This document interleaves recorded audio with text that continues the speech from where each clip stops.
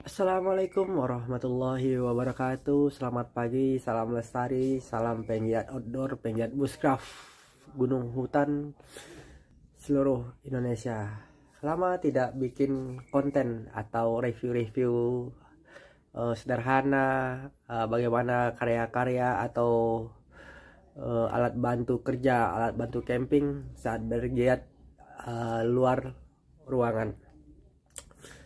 Kali ini gua mau ngeliatin salah satu alat bantu atau benda tajam yang khas atau benar-benar asli Indonesia, itu golok. Nah, kalau kita udah dengar nama golok itu udah pasti tuh fix Indonesia.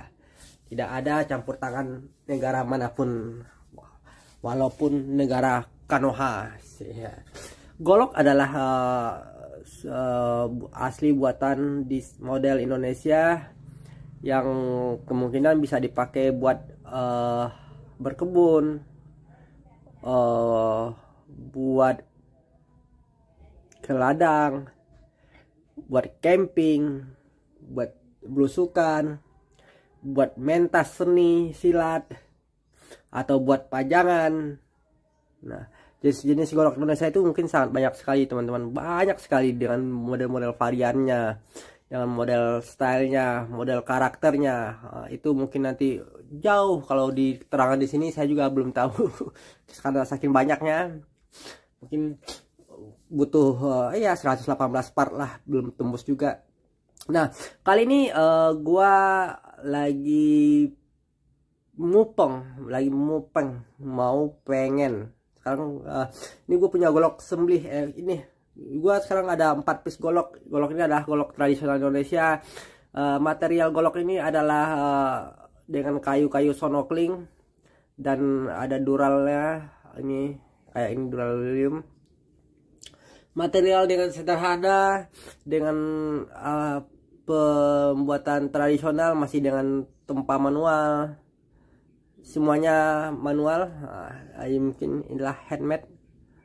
Nah, kali ini adalah golok tebas 3 piece. Di atas ini adalah golok tebas dan ini lebih kayak golok sembelih, pisau sembelih.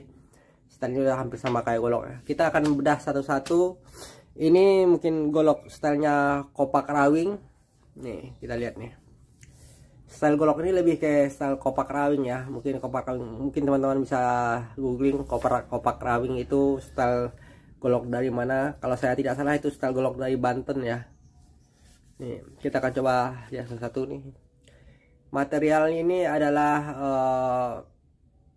perlawasan, atau lebih nyaman dan bisa bilang carbon steel. Nah, ditempa, tapi ada orang bilang spring steel atau bilang perlawas atau perbekas, ya kan.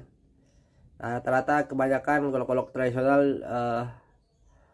untuk kerja lebih ke bahan-bahan murah meriah, tapi dengan kualitas hasil dan cukup memuaskan. Asik. Ini panjang total sekitar 430 mm dengan handle-nya ini 130 atau 140 mm. Ketebalan biasa 5 mm atau bisa 6 mm. Nih dia finishing satin, ada duraliumnya, ini ada mozaik, ada pinnya. Beratnya kurang lebih dari 400 gram nih. Ketajaman standar untuk golok berkebun.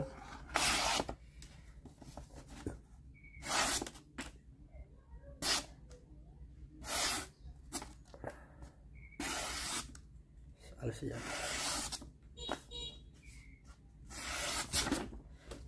Nih, kita lihat detailnya. Ini style kopak rawing. Ini di sini asal kopak rawing ada 2 piece. Ini asli buatan handmade Indonesia.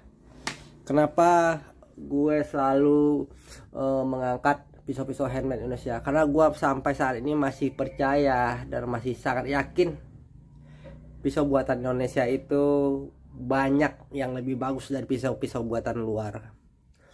Nah, cuma sekarang kita membangkitkan karya-karya Indonesia. Apalagi Puko setahu gue tuh sekelas Hele pun ada satu buah Puko yang top chart menurut gue. Nih, ini kalau yang begini ini biasanya setahu gue tuh ini style dengan togo ya. Ini ciri khas tradisional Indonesia juga nih, dengan kepala ini togo. Saya nggak tahu juga, kurang tahu ini kepala apa, mungkin mirip-mirip kepala wayang, tapi untung tidak ada bentuk wujud. Kalau ada bentuk wujudnya mungkin saya tidak pakai asik ya kan. Ini syukur-syukur alhamdulillah nggak ada wujud-wujudnya, cuma kayak robot modern gitu, robot cop. Ini robot cop modern ya. Set. Ini stylenya togo shit. Ini golok tebas nih.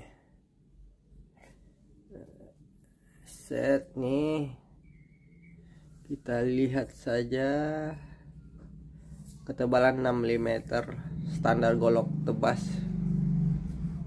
Jadi kalau buat teman-teman berkebun, belusukan, atau sekedar tenteng di pinggang, oke.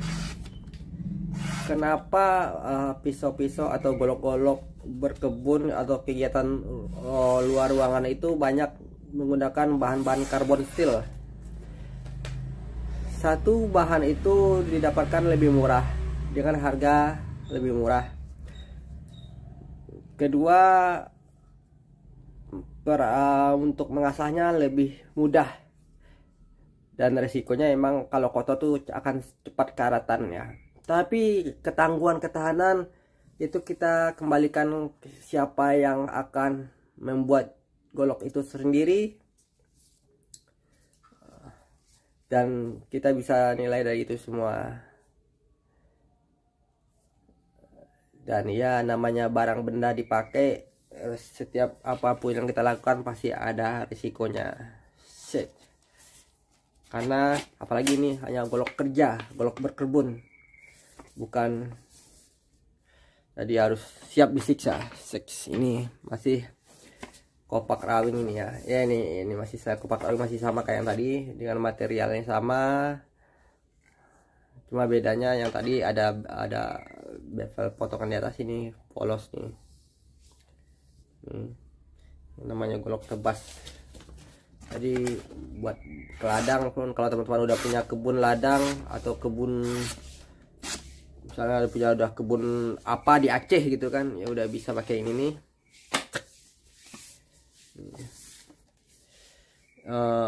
Kerapian semua golok ini cukup bagus sih menurut gua pakai satu. Cuma karena gua tinggalnya jadi ada rantau, jadi jarang lah bawa ke kebun. Kalau di kampung ada punya kebun juga kitanya di kampung lah ya kan, kebun walaupun nggak besar-besar kali ya, setelah gunung ada lah ya kan. Nih, kalau ini emang spesial ini lebih ke golok sembelih nih. Oh ya, cakepnya minta ampun nih. Set.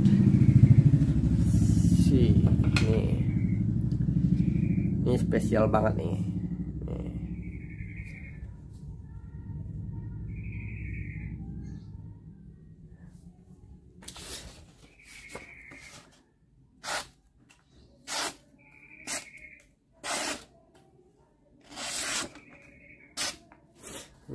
Ini memang spesial untuk sembelih, biasanya stylenya juga style sembelihan ya, walaupun dipakai buat tebas ya, tebas ringan, cuma menurut gue sayang sih dipakai.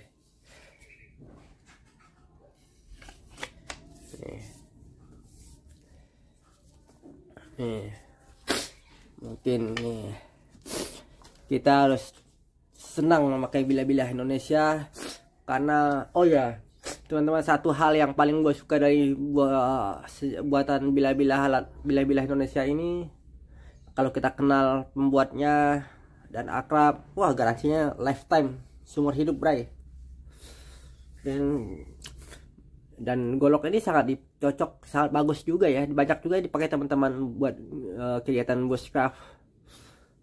Dia pengganti Tramontina. Ini sangat rekomen menurut gua. Di satu sisi ini udah ada sarungnya juga, aman dibawa kemana, aman ditenteng di pinggang ya kan. Nah mungkin ini sangat rekomen untuk teman-teman penggiat luar ruangan untuk dimiliki. Sekian, salam lestari, salam hormat para penggiat bushcraft outdoor camping Indonesia. Assalamualaikum warahmatullahi wabarakatuh. Tetap kreatif saat camping gunung dan hutan. Salam.